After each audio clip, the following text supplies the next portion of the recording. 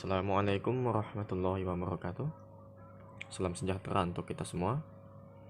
Kali ini kami dari kelompok 16 yang beranggotakan yang pertama Doni Aji Saputra Simoro dan yang kedua saya sendiri Doni Saputra akan mempresentasikan materi yang juga sekaligus sebagai tugas mandiri dari mata kuliah Matematika Teknik 1, yang mana materinya adalah berkenaan tentang vektor.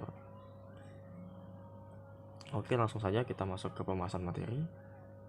Yang pertama tentang pengertian vektor.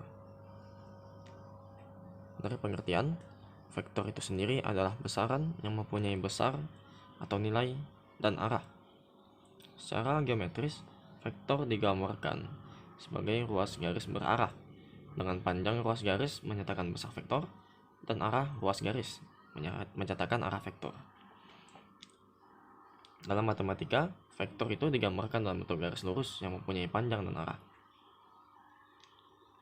Untuk penulisan nama vektor, yang pertama, dengan menggunakan huruf kapital, itu harus menggunakan dua huruf. Sebagai contoh, vektor AB. Yang kedua adalah vektor yang panjangnya sama dengan panjang ruas garis AB dan arahnya dari A ke B. Lalu ketiga, sedangkan dengan huruf kecilnya hanya satu huruf. Untuk sebagai contoh dapat dilihat di layar presentasi.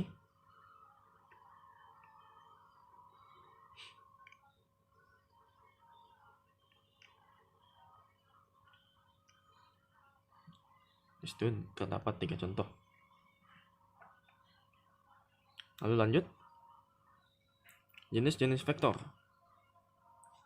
Yang pertama adalah vektor 0. Adalah vektor yang besarnya 0 satuan dan arahnya tak tertentu. Lalu yang kedua ada vektor posisi. Lalu vektor posisi ini adalah posisi sebuah titik partikel terhadap sebuah titik acuan tertentu, dapat dinyatakan dengan sebuah vektor posisi. Lalu contoh ada di bawah, yang mana vektor posisi titik A adalah vektor yang titik pangkalnya di O dan ujungnya di titik A. Vektor posisi dari titik A dilambangkan dengan OA atau A, seperti itu. Itu untuk contoh gambar di sebelah kiri. Untuk yang sebelah kanan, sembarang vektor AB dapat dinyatakan dalam bentuk hasil pengurangan dari vektor posisi. Itu sebagai berikut. Itu rumusnya di bawah. Lalu yang ketiga, vektor basis. Lalu vektor basis itu sendiri adalah vektor yang panjangnya satu satuan dan arahnya searah dengan sumbu koordinat.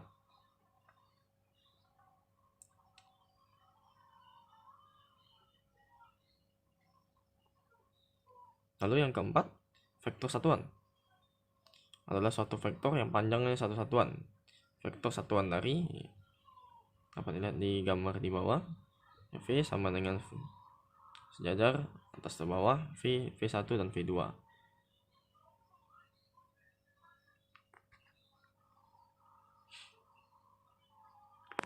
Lalu lanjut, secara aljabar, sebuah vektor dapat dinyatakan dengan salah satu cara sebagai berikut. Yang pertama adalah vektor kolom, yaitu matriks kolom.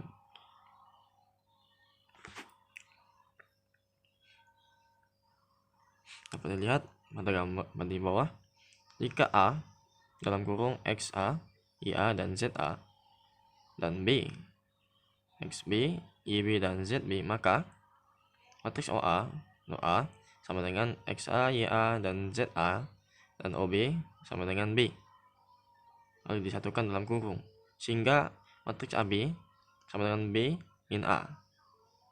Dan jawaban dapat dilihat pada gambar. Lalu yang kedua ada vektor baris, matriks baris. Itu vektornya dinyatakan dalam bentuk baris, berbeda dengan tadi yang pertama, yaitu dalam bentuk kolom. Tadi dari atas ke bawah. Kalau yang baris, dia secara horizontal. Lalu yang ketiga ada vektor basis.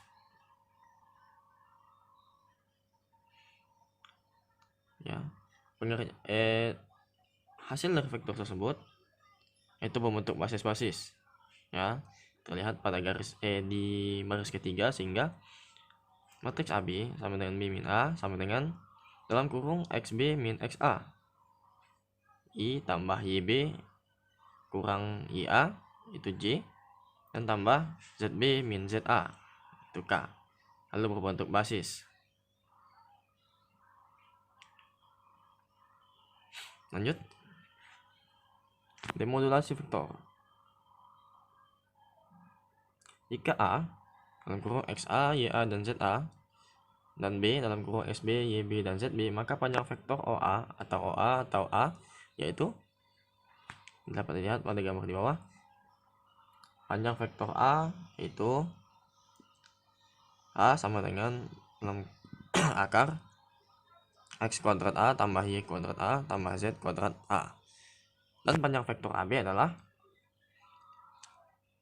dalam akar dalam kurung pertama XB min XA kuadrat tambah YB kurang YA kuadrat tambah SB kurang YZA kuadrat. Seperti itu.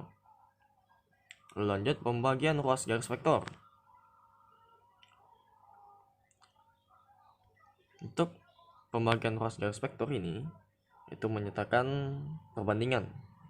Ya, dapat dilihat pada gambar bahwasanya terdapat 3 titik yang diketahui terdapat ruas garis. Kita ikuti pada dalam gambar, diketahui ruas garis AB, titik P terletak pada ruas garis tersebut, sehingga sedemikian hingga AP sama berbanding PB atau N berbanding N. Ya, untuk soal yang seperti ini, ya rumusnya itu P sama dengan NA tambah NB per M kurang N tambah N.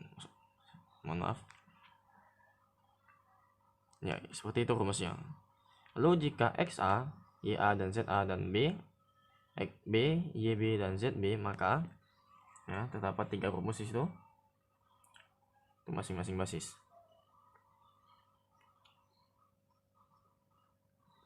Lalu pada perbandingan AP berbanding PB atau sama dengan M berbanding N.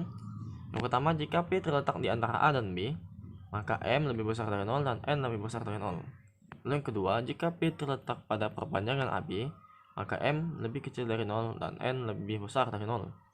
Ketiga, jika P terletak pada perpanjangan BA, maka M lebih besar dari 0 dan N lebih kecil dari 0. Nah, ini untuk model pembagian ruas garis vektor ya. Lanjut. Untuk materi operasi vektor dilanjutkan oleh teman saya, Doni Aji Saputra Siworo. Silakan. Baiklah, kita akan mulai di materi selanjutnya di operasi vektor. Yang pertama ada perkalian vektor dengan bilangan real. Kita bisa lihat rumus-rumusnya di bawah ini. Kemudian penjumlahan vektor.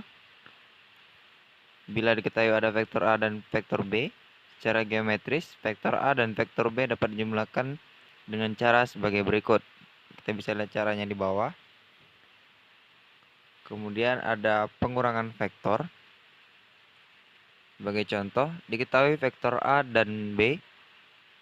Pengurangan vektor A dan B dapat dinyatakan dalam bentuk penjumlahan vektor A ditambah min B. Saya lihat rumusnya di bawah. Kemudian selanjutnya ada perkalian skalar dua vektor. Perkalian skalar dua vektor adalah perkalian skalar antara vektor A dan B adalah A dot B. Rumusnya ada di bawah ini. Bisa kita pelajari masing-masing. Kemudian sudut antara dua vektor. Jika A adalah sudut antara vektor-vektor A dan B, maka nilai A dapat ditentukan dari cos alpha sama dengan A vektor dot B vektor per besar A vektor dikali dengan besar B vektor. Kemudian materi kita selanjutnya adalah proyeksi vektor ortogonal. Proyeksi vektor A pada vektor B adalah bayangan tegak lurus dari vektor A pada vektor B. Kita bisa lihat gambarnya ada di kanan atas. Jadi ada dua macam proyeksi vektor ortogonal. Yang pertama ada proyeksi vektor ortogonal pada vektor B. Hasilnya adalah vektor bayangannya, yaitu vektor C. Dengan C vektor sama dengan A vektor dot B vektor per besar B vektor kuadrat dikali dengan B vektor. Bentuk kedua adalah proyeksi skalar ortogonal. Proyeksi skalar ortogonal A pada vektor B, hasilnya adalah panjang modulus dari vektor bayangannya, yaitu C. Rumusnya bisa kita lihat di bawah. Kemudian selanjutnya adalah contoh-contoh soal. Kita bisa lihat di sini. Yang pertama, kami mengambil contoh soal dari soal SBMPTN tahun 2014. Pertanyaan pertama ada vektor U dikurangi vektor V dan X tidak 0. Vektor U ditambah V tegak lurus. U min V jika, kita bisa lihat pembahasannya di bawah. Kemudian ada soal nomor 10 SNPTN tahun 2012. Diketahui besar U adalah 1 dan besar V adalah 2 jika U vektor dan V vektor membentuk sudut 30 derajat. Maka U vektor ditambah V vektor dikali dengan V vektor adalah, kita bisa lihat pembahasannya cukup mudah. Kita lanjut untuk soal latihan. Oke, baiklah, kita masuk ke bagian soal pembahasan. Untuk nomor 1, jika A dengan nilai 6, min 2, 4, dan B dengan nilai 10, 8, min 12, lalu P terletak pada AB, sedemikian hingga AP berbanding PB sama dengan 3 berbanding 2. Lalu kita disuruh menentukan koordinat titik B.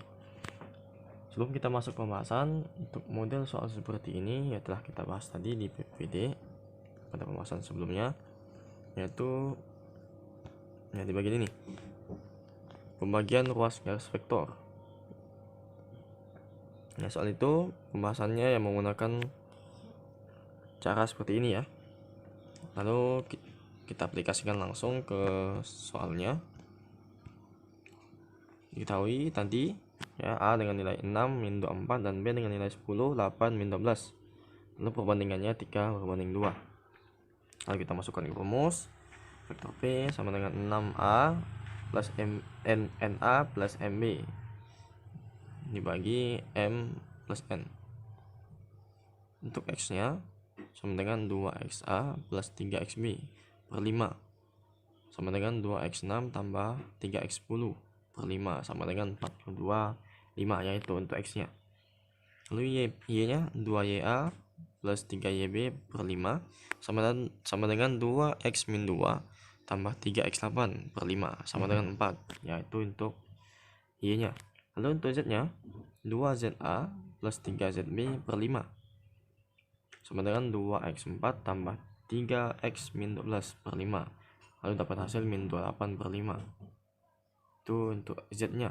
Jadi koordinat titik P nya adalah 42 per 5, 4, dan min 2 per 5 ya. Lalu untuk 5 nya itu ya dibagi 5, itu adalah M per N, itu 3 plus 2 ya tadi. Lalu untuk program MATLAB-nya, nah MATLAB-nya seperti ini ya.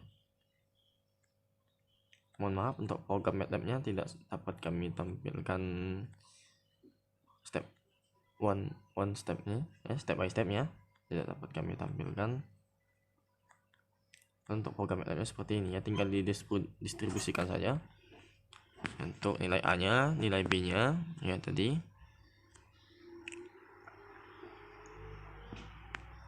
Dengan nilai A 6, min 2, 4, 10, B-nya 10, 8, min 12 ya. Masukkan ke Z, di X, di Y-nya, di YA, lalu XB, YB, ZB. Dengan perbandingan tadi AP dan BP 3 berbanding 2. Lalu kita substitusikan ke dalam rumus.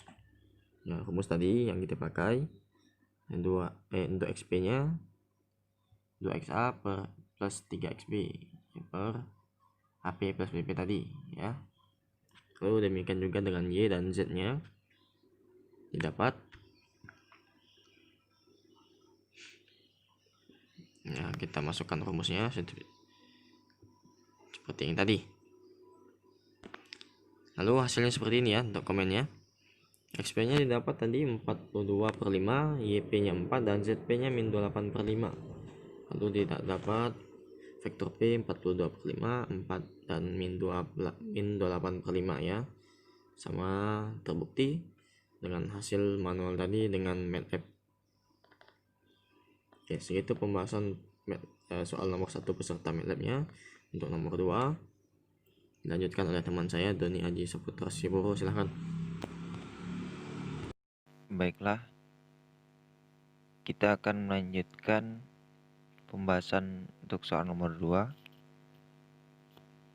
Soalnya sebagai berikut. Hitunglah nilai dari cos alfa jika alfa adalah sudut antara vektor A sama dengan 5i ditambah 4j dikurangi 3k dan B sama dengan 2i ditambah 2j min k.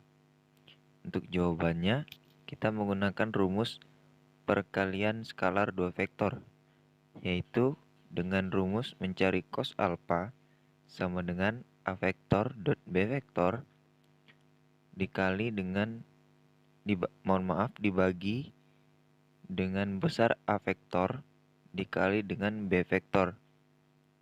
Maka dengan memperhatikan nilai dari A vektor dan B vektor, kita mendapatkan 5 dikali 2 ditambah 4 kali 2 ditambah min 3 dikali min 1. Kemudian kita bagi dengan besar A vektor, yaitu akar 5 pangkat 2 ditambah 4 pangkat 2 ditambah min 3 pangkat 2 dikali besar B vektor sama dengan akar 2 pangkat 2 ditambah 2 pangkat 2 ditambah min 1 pangkat 2. Dengan demikian kita mendapatkan hasil yaitu 21 per akar 50 kali akar 9. Kemudian kita sederhanakan menjadi 21 per 3 kali 5 akar 2.